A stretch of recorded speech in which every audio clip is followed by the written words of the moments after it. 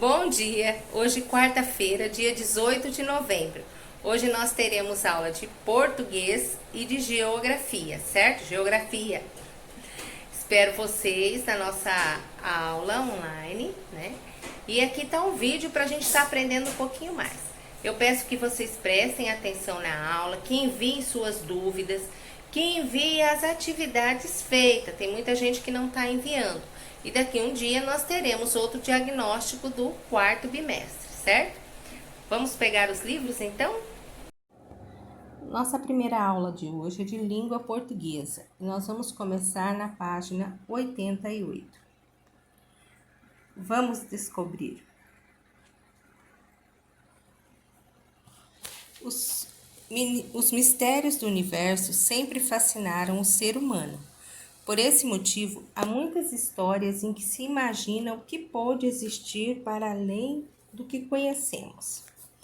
São narrativas, histórias em quadrinhos, animações e filmes que apresentam aventuras extraterrestres. Vejam os pôsteres a seguir. Então, aqui nós temos, vários pôsteres de filme, Inclusive aqui está o Planeta 51. E você já assistiu alguma dessas histórias? Que tal descobrir um pouco mais sobre elas? Você e seus colegas, então não tem como nós organizarmos em grupo, Então vamos fazer o seguinte, cada um vai escolher um filme, um desses, para você poder responder as informações sobre o filme na página a seguir. Então, primeiro você vai responder aqui o nome do filme. Qual é o nome do filme que você escolheu? O diretor desse filme. A duração do filme. O personagem principal desse filme. E o enredo. O que ele faz? O problema central. Qual é o problema? E o desfecho. O que acontece? Então, agora você vai usar a ficha do material complementar para representar por meio de colagem o personagem de que você mais gostou nesse filme. Divirta-se. Entendendo a gramática. Leia os quadrinhos a seguir. Será que existe vida fora do nosso planeta? Pois é, dizem que existem os extraterrestres, que vêm nos discos voadores. Eu já ouvi até que eles são mais evoluídos que nós. A quem se refere a palavra eles na ilustração? Quem que ele está? Eles quem? Justifique sua resposta. E as palavras eu e nós? Quem é eu e quem é nós? Para quem ele está se referindo? Regras da língua. Quando produzimos um texto, oral ou escrito, podemos envolver 3 pessoas ou elementos nesse processo de comunicação. Então, nós temos aqui. Eu queria tanto ver um disco voador. Então, a terceira pessoa, pessoa de quem se fala, ele. A primeira pessoa, a pessoa que está falando, eu estou falando com vocês agora, E a segunda pessoa, a pessoa com quem se fala, a pessoa que você está conversando, é você ou tu. Essas são as chamadas pessoas do discurso. Leia a frase e relacione as palavras em destaque às pessoas do discurso. Tu não acreditas, mas eu acho que eles existem. Tu é a pessoa que fala, a pessoa com quem se fala ou a pessoa de quem se fala. Eu sou a pessoa que fala, a pessoa com quem se fala ou a pessoa de quem se fala. Eles são a pessoa que fala, a pessoa com quem fala ou a pessoa de quem se fala. Então, você vai ver e vai estar ligando cada uma. Tu não acreditas. Se tu não acreditas, então esse tu é a pessoa que eu estou falando com ela. Então, é a pessoa com quem se fala, né? E assim por diante. Você já ouviu falar na obra O Pequeno Príncipe? Então, leia a seguir um trecho de um dos diálogos entre o Pequeno Príncipe e a raposa. Sou uma raposa, disse a raposa. A raposa calou-se e observou muito tempo o príncipe. Por favor, cativa-me, disse ela. Que palavra foi repetida no primeiro trecho? Qual é a palavra que falou 2 vezes no texto? Que palavra foi utilizada para evitar a repetição no segundo trecho? Qual é a palavra? Então, eu repeti 2 vezes, né? E depois eu usei uma outra palavra para poder não repetir ela mais uma vez. E você? Você acha que é adequado ficar repetindo as palavras no texto? 4. Considere o parágrafo a seguir. O pequeno príncipe mora em um pequeno planeta. O pequeno príncipe tem uma rosa e 3 vulcões. O pequeno príncipe saiu de seu planeta para fazer amigos. O pequeno príncipe chegou à Terra. O pequeno príncipe conheceu uma raposa que pediu ao pequeno príncipe: cativa-me. Qual é o problema desse parágrafo? O que tem nesse parágrafo? Qual é o problema dele? A palavra ele poderia ser usada para corrigir esse problema? Eu poderia colocar a palavra ele para ajudar?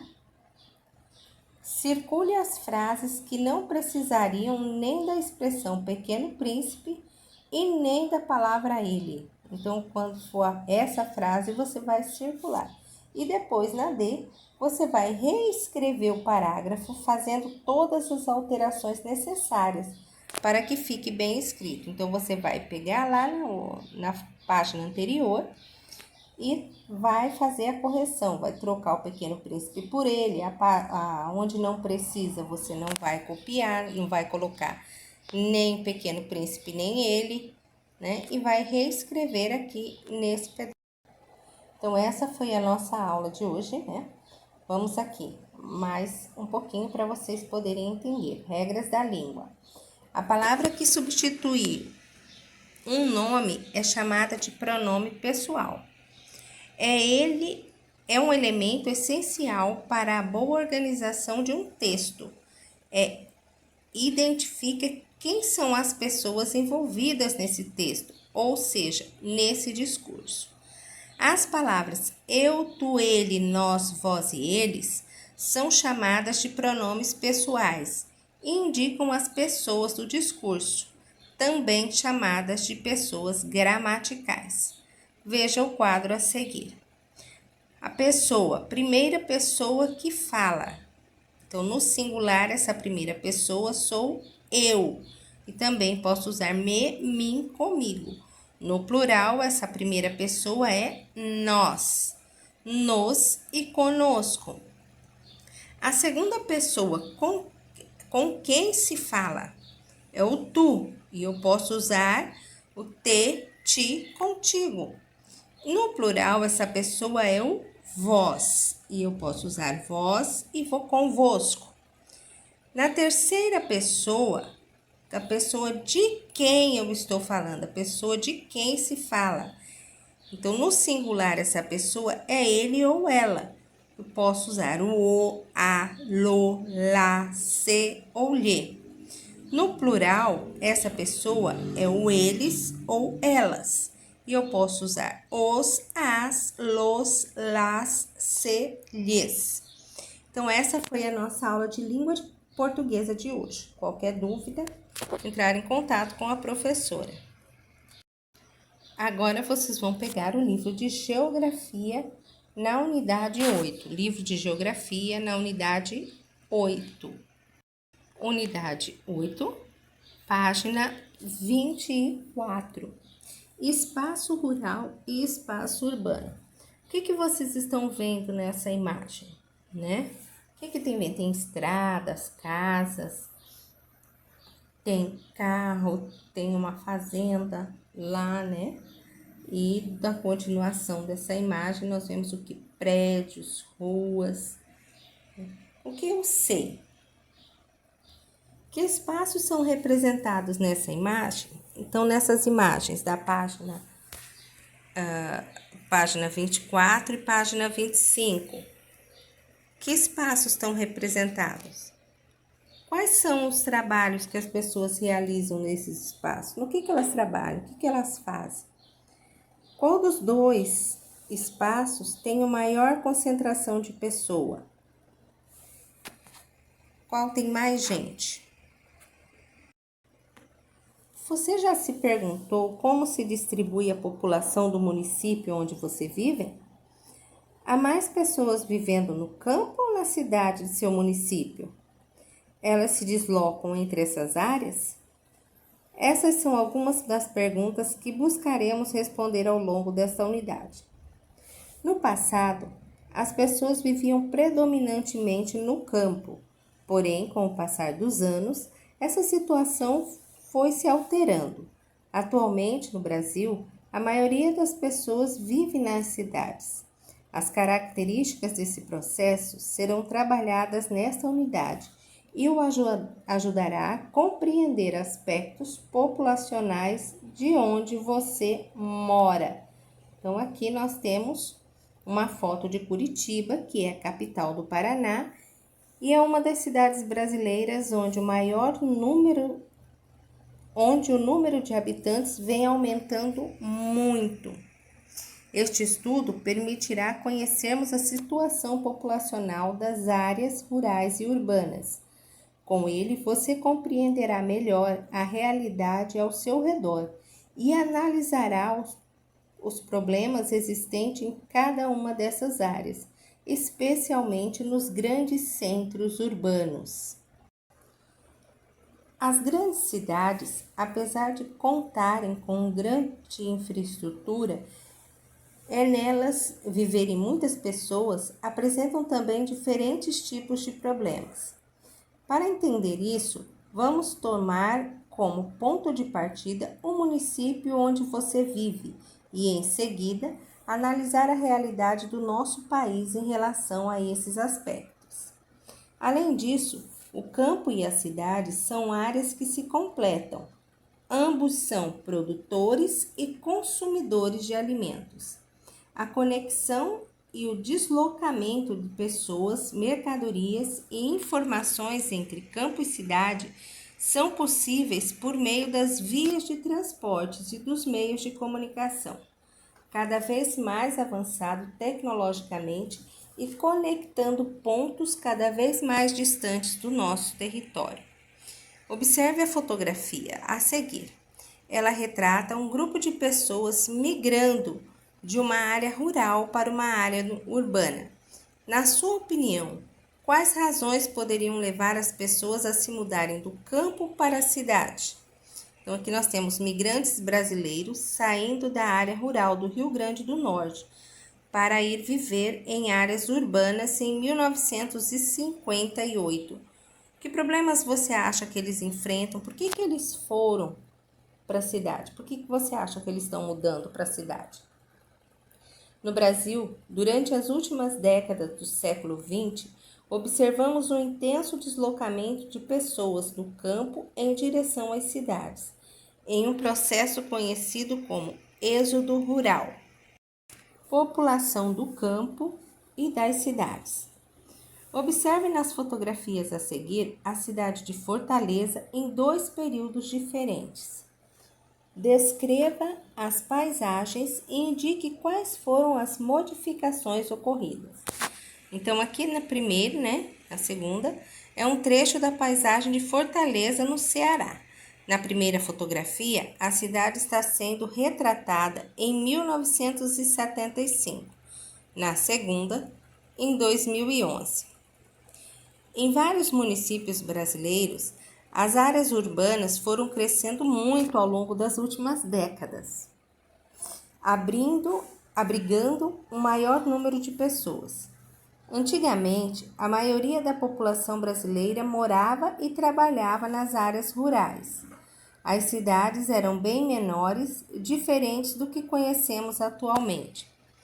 O conjunto de pessoas que vive no campo é denominado população rural, e o conjunto de pessoas que vive nas cidades é denominado população urbana. Em 1960, o total da população brasileira era cerca de 71 milhões de pessoas, sendo que quase 39 milhões faziam parte da população rural, maior que a população urbana. Porém, com o passar das décadas e as mudanças na economia, essa realidade foi se alterando. De acordo com a última contagem populacional, estima-se que 160 milhões de pessoas residem nas cidades, enquanto apenas 29 milhões morem em áreas rurais. Um dos fatores que explicam essa mudança na paisagem das cidades é o enorme fluxo de pessoas que se deslocam do campo para as áreas urbanas.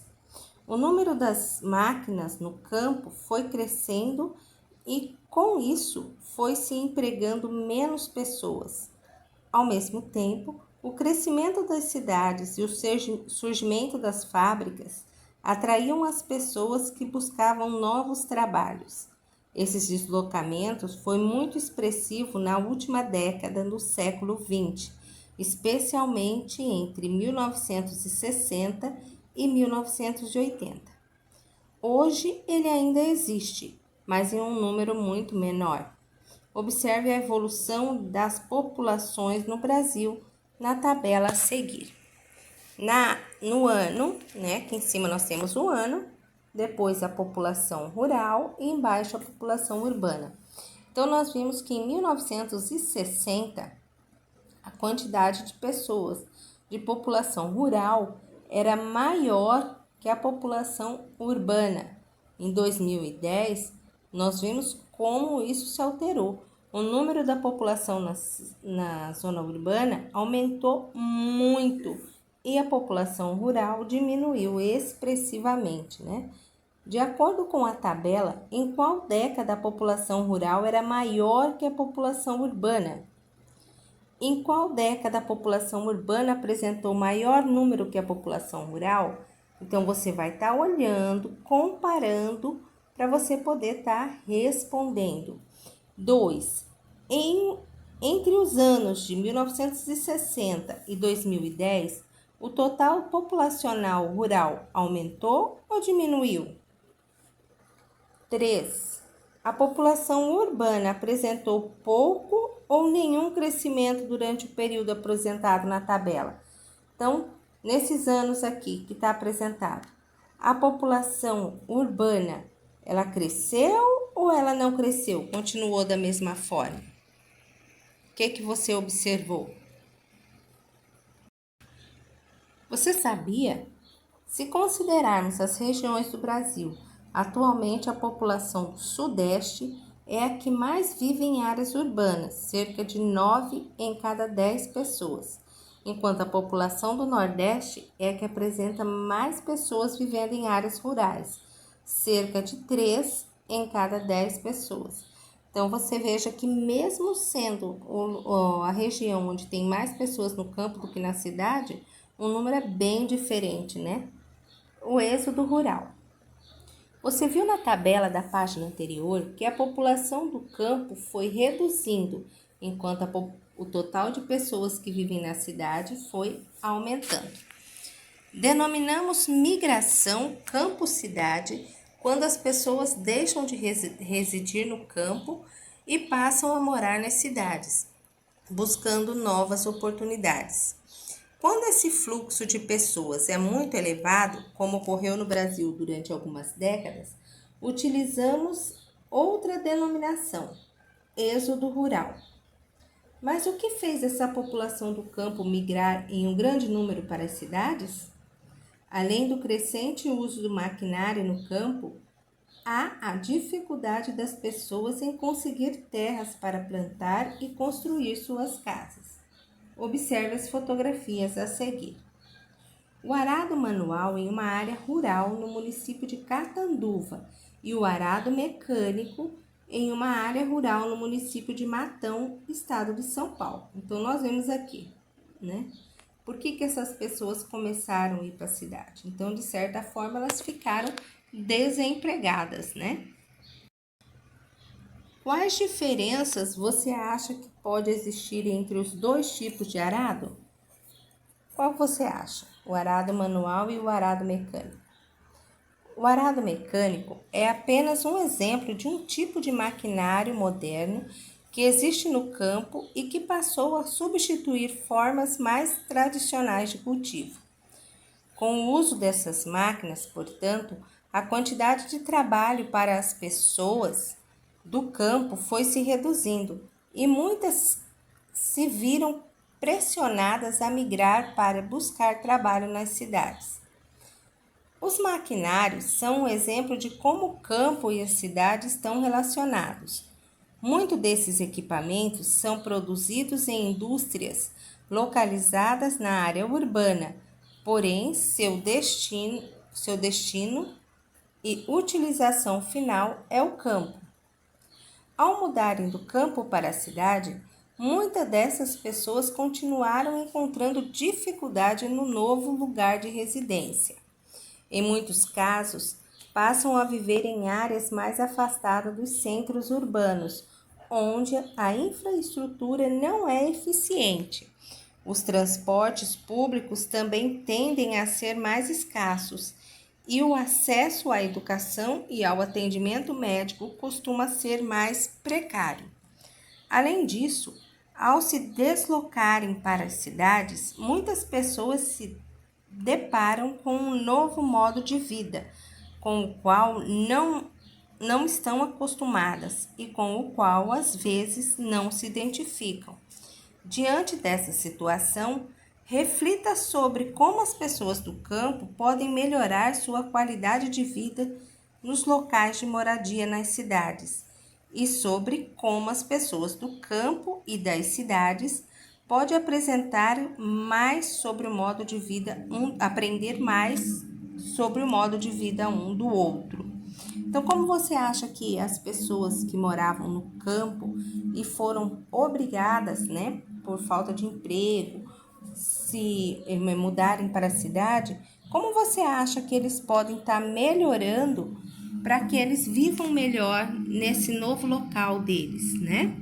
E o que você acha que as pessoas do campo podem aprender com a da cidade e da cidade aprender com a do campo? Quer saber mais? Então nós temos aqui o filme O Menino e o Mundo, de Ale Abreu, de 2013. O êxodo rural é um fenômeno tão intenso no território brasileiro que muitos artistas representam essa situação em suas obras. A animação O Menino e o Mundo retrata a questão do êxodo rural pelo olhar de um menino cujo pai precisava deixar o campo e ir trabalhar na cidade. Tamanho das cidades e desigualdades. É possível que você já tenha ouvido de algum familiar ou em algum meio de comunicação que uma determinada cidade é grande ou pequena. Sobre o que essas pessoas estavam se referindo? Quando indicamos que uma cidade é grande, podemos até estar nos referindo às suas dimensões territoriais. Porém, oficialmente dizemos que ela é grande quando há um elevado número de pessoas vivendo nela. Observe as duas fotografias. Então, nós temos aqui uma vista aérea da cidade de Itanhandu, em Minas Gerais. E aqui nós temos uma vista aérea da cidade de Salvador, na Bahia. Qual dessas paisagens retrata a maior cidade? Que características de paisagem possibilitam identificar a maior cidade? Em todo o mundo, há muitas cidades com um grande número de pessoas, fato que pode ser observado na paisagem, resultando em diferentes problemas urbanos. como a dificuldade de deslocamento das pessoas, a poluição, o saneamento básico deficiente e os atendimentos médicos e escolar inadequados, entre outros, né? Então, aqui nós temos, né, estimativas indicam que no ano de 2100, a cidade de Lagos, na Nigéria, será a maior do mundo, apresentando cerca de 88 milhões de habitantes.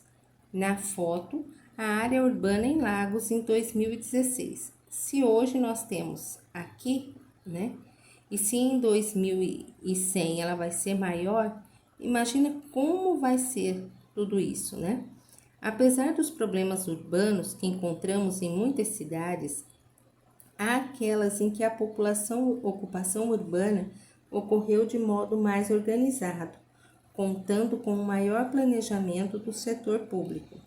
Nesses casos, as cidades tendem a possuir leis que definem as áreas para a instalação de indústrias, comércios, residências, etc. Porém, mesmo com esse planejamento prévio dos governos, em algumas cidades o crescimento foi tão acelerado que resultou em áreas com problemas de transporte, de abastecimento de água e de rede de esgotos, por exemplo. Faça uma pesquisa na internet para descobrir quais são as cidades do mundo com o maior número de pessoas.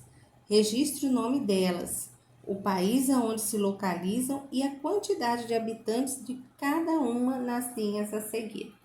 Então, aqui você vai estar registrando, né? Sempre do maior para o menor. Problemas urbanos. O intenso deslocamento da população rurais para as cidades, associado ao crescimento do número de fábricas e à expansão de áreas urbanas, resultou em problemas diversos que podemos encontrar em boa parte das grandes cidades brasileiras. Com dificuldades de se manter nas áreas centrais das cidades, muitas pessoas de menor renda, pobres, passam a se deslocar para áreas mais distantes, ocupando, por vezes, áreas que oferecem riscos à saúde e mesmo à vida. Podem ser, por exemplo, áreas mais baixas, nas quais ocorrem inundações nos períodos de chuva, ou áreas muito íngremes, como em encostas de morro, nas quais podem ocorrer deslizamentos de terra, como podemos observar nas fotografias a seguir. Então, aqui na primeira fotografia, nós temos um bairro no município do Rio de Janeiro, em janeiro de 2019. E depois nós temos o mesmo bairro no município do Rio de Janeiro, em abril de 2019. O que você observa de uma para outra? Né? Olha aqui, olha só, aqui nós temos vegetação. Aqui você pode observar que houve um deslocamento, um desmoronamento, né? Então, sobre as fotografias, responda. Elas retratam o mesmo lugar? São o mesmo local? Que diferença podemos notar entre elas? O que há entre uma e outra? O deslizamento de terra atingiu as moradias? Lá onde a prof mostrou, tinha casas, foram atingidas por esses deslocamentos? Podemos considerar que as moradias apresentadas na porção superior de fotografia estão na área de risco? Então, aqui, ó, nós temos aqui também, né? Nós temos moradias, né? Essas moradias, elas foram atingidas pelo deslizamento? Você acha que elas estão em áreas de risco, que elas estão correndo algum risco de desmoronamento, de alguma outra coisa? O que você acha? Além dos problemas de moradia, podemos observar problemas relacionados à poluição nas áreas urbanas. Há cidades nas quais a coleta de lixo é ineficiente e ele se acumula nas ruas e em terrenos vazios. É importante lembrar que os cuidados com o lixo não são responsabilidade apenas do poder público e também cabe a cada um de nós destiná-lo a locais adequados, reduzindo os problemas ambientais encontrados nas cidades. Outro problema ambiental comum às grandes cidades é a poluição do ar, causada principalmente pela fumaça que sai dos escapamentos dos veículos, como ônibus, carros, motocicletas e caminhões. Esse problema também pode ser agravado pelas chaminés das fábricas que não possuem filtros. Como proposta de redução da poluição do ar, algumas cidades brasileiras já estão investindo em transportes coletivos ambientalmente responsáveis, como os ônibus elétricos que não emitem poluentes. Os ônibus elétricos que não poluem o ar em São Paulo, estado de São Paulo. Então, no Brasil, nós já temos esses ônibus, né? Entre os problemas urbanos citados nessas páginas, quais podem ser encontrados no município onde você vive? Que outros problemas existem nele? Então, quais os problemas que nós temos aqui em Sinop? Nós temos deslizamento, poluição, que problemas nós temos, né? Aqui nós temos muitos problemas com o trânsito, né? O trânsito, os acidentes de trânsito aqui são um dos nossos maiores problemas, né?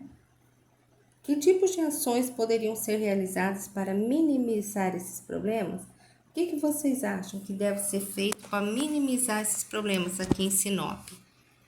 Que não só nós, como cidadãos, mas o poder público pode fazer para diminuir esses acidentes, diminuir essas mortes, né? Aqui em Sinop. Bicicletas e patinetes nas cidades. Você gosta de andar de bicicleta e de patinete?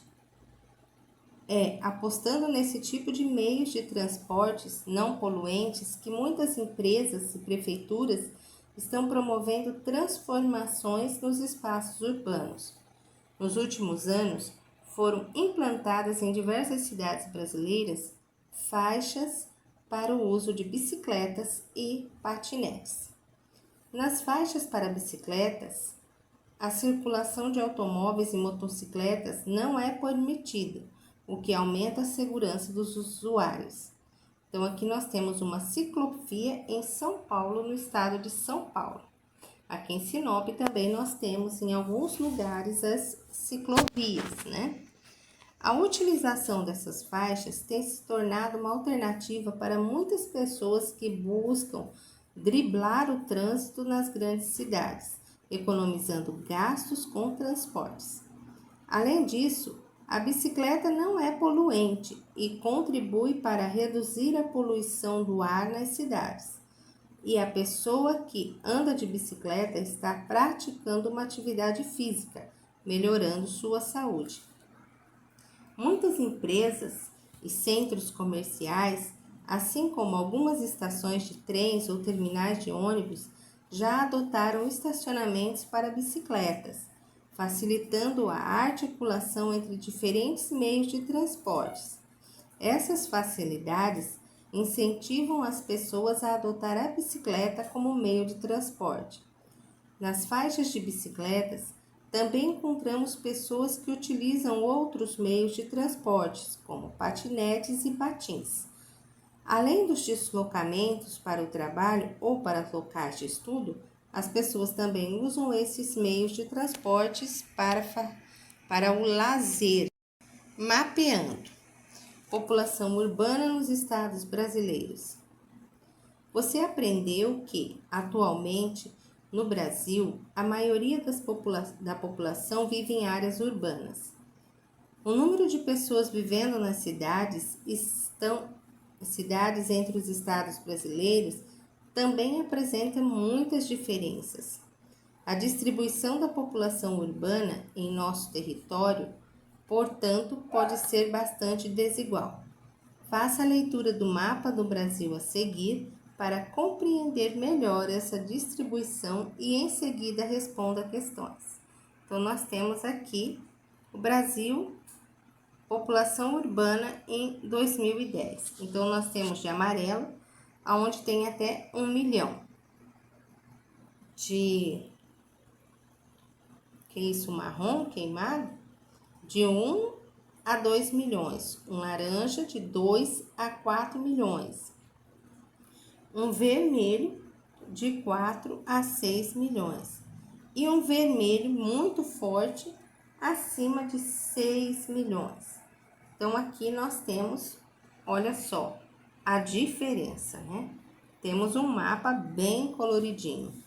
E no nosso estado, que é o Mato Grosso, nós temos aqui de 2 a 4 milhões. Então, agora nós vamos responder as questões da página a seguir. De acordo com o mapa, quais são os estados com maior população urbana? Aquele vermelho mais forte lá. Quais são os estados? Quais são os estados com menor população urbana no nosso país? Então, você vai olhar lá de amarelinho. Quais são os estados de menor número? Observando a legenda, indique quais são os valores para a população urbana do Distrito Federal. Então, você vai encontrar o Distrito Federal, ver a cor e ver quais são os valores, né, da população para o Distrito Federal. As maiores populações urbanas se encontram em estados próximos do litoral ou no interior? Justifique sua resposta. Qual é a variação populacional urbana no estado em que você vive? Lembra que a prof olhou lá? Qual é, então? Vamos responder. Mãos à obra. A dificuldade de acesso à terra para o cultivo de moradia e a redução de empregos no campo encorajaram qual tipo de deslocamento? 2. No material complementar, você encontrará em quebra-cabeças. A imagem montada revelará um fator que reduziu o número de empregos nas áreas rurais. Qual é esse fator? 3. Nesta unidade, você aprendeu sobre problemas ambientais urbanos. Destaque no material complementar os adesivos e colhe-os de acordo com sua classificação. Transporte individual não poluente. Qual é esse transporte? Transporte coletivo não poluente. Lembra que já está sendo usado lá em São Paulo? Qual é? Transporte coletivo poluente, aquele que polui. Qual é? O que eu aprendi? No início do século XX, o Brasil possuía mais pessoas vivendo no campo do que nas cidades. Essa situação se inverteu nas últimas décadas do século e, atualmente, encontramos um número muito maior de pessoas vivendo nas cidades. Em parte, essa mudança ocorreu pelos deslocamentos de pessoas do campo em direção às cidades, visando conseguir empregos e melhores condições de vida. No campo, as pessoas que se viam obrigadas a migrar, pois encontravam dificuldades de acesso à terra para plantar e morar. Além disso, houve um aumento no número de máquinas, o que reduziu a oferta de trabalho. O campo e a cidade são áreas complementares, ambos consumindo e produzindo coisas de cada um dos espaços. Não são somente as pessoas que se deslocam entre o campo e as cidades, mas também mercadorias e informações, fazendo com que essas duas áreas fiquem cada vez mais dependentes uma das outras. Então, nós vimos ali que o que se produz no campo se planta, colhe, né? Então, os alimentos, eles são produzidos no campo, mas eles são consumidos em grande parte na zona urbana, porque na zona urbana nós não plantamos, nós apenas consumimos, né? Nós vamos no mercado, compramos e consumimos. Muitas pessoas que trabalham, que moram no campo, mas vêm para a cidade para trabalhar, para estudar, né? Então, o campo e a cidade, eles dependem um do outro. Quem mora na cidade não é só na cidade e ele não depende só da cidade. E quem mora no campo não vive só no campo e não precisa só do que existe no campo, né? Então há uma dependência entre campo e cidade. Então essa foi a nossa aula de hoje de geografia. Qualquer dúvida pode entrar em contato com a professora. Aguardo a atividade de vocês. Lembrando que sexta-feira não haverá aula, né? Sexta-feira, dia 20 de novembro, é o Dia da Consciência Negra, onde nós não estaremos trabalhando, tá? E daqui a pouco, das 8h30 às 9h30, nós temos a nossa aula online. Aguardo a cada um de vocês, mas quem não puder entrar, pode estar fazendo as perguntas também no privado, tá? Ou os dois, você também pode entrar e pode estar fazendo a pergunta, certo? Então, beijo, fique com Deus. Até já!